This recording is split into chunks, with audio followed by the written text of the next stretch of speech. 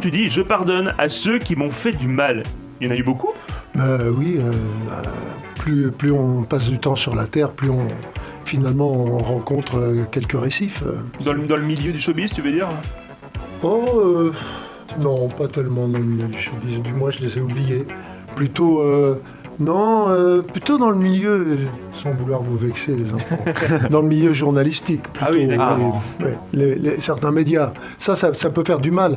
C'est assez insidieux d'ailleurs, parce que même un petit mot, un sous-entendu peut faire son chemin et faire pas mal de... Moi je suis assez fort, hein, mais ça peut faire pas mal de dégâts. Je connais quelques artistes beaucoup plus sensibles que moi à ce genre de parutions qui ont du mal à s'en remettre. Qui ont mal encaissé les articles, les rumeurs parfois un peu transformées aussi. Bien sûr. Et avec les réseaux sociaux, ça a pris une dimension évidemment catastrophique. Yannick. Surtout dans la presse à scandale, type Voici, Public, en particulier. Encore que cette presse-là, on sait qu'elle existe que sur des sables mouvants, que sur des choses finalement peu réalistes et à consommation immédiate.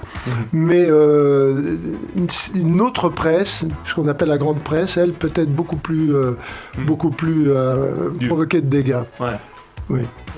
Alors tu dis avoir vaincu tes démons aussi dans cette chanson. C'était lesquels pour ceux qui ne le sauraient pas ? Je sais pas. On a tous des démons, hein, des addictions ou des tentations, je ne sais quoi. Dans cette chanson, je parle de moi, mais je parle aussi un peu de la nature humaine. Oui, la nature humaine. Bon. Ouais. Il y a eu beaucoup de jalousie aussi autour de vous. Mais oui, je pense, et je ne sais toujours pas pourquoi. Sur quoi on s'appuie. Sur le succès ? Sur le succès, exactement. Non, peut-être que j'ai été dans la transgression et peut-être que j'ai pas mal tenté de choses. J'en ai réussi beaucoup, raté quelques-unes. Mais tout à l'heure, vous me parliez de 8-7, entre autres, quand j'ai créé cette immense discothèque. Ça a fait des tonnes de jalousie alors que je n'ai pas compris. Oui, mais c'était tellement bien, on était tellement bien là-bas, c'était bienveillant, c'était la musique était... Tu l'as vu ? Oui. Les musiques étaient extraordinaires, c'était la musique en live, c'était rare à l'époque. Oui. Et c'était vraiment bien. Et il y a certaines personnes qui effectivement... il y avait de la jalousie, pourquoi lui, il a réussi à faire ça et pas les autres. Parce que j'ai osé. Voilà, exactement. J'avais racheté la sono de Blur, du groupe Blur. Ah oui. Ouais.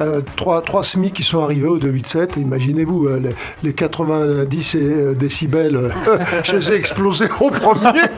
Luc, il faut préciser que c'était dans un hangar qu'il avait transformé. Une usine.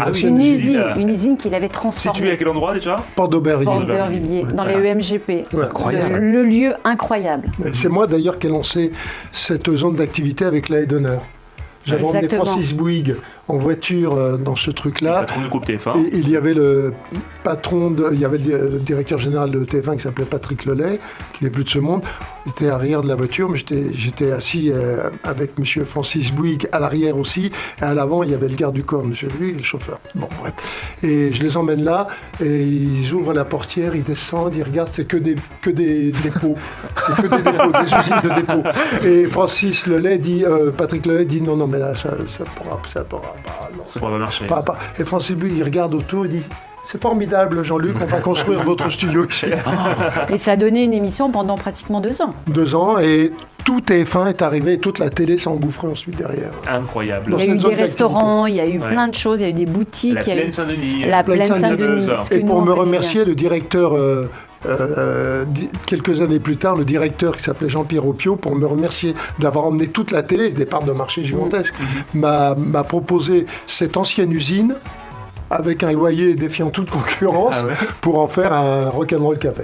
C'est super. Avec un restaurant, c'était... Et aujourd'hui, les locaux, qu'est-ce qu'ils deviennent ? Un parking. Un parking, voilà, bravo. Derrière moi, c'est comme Attila. Avec le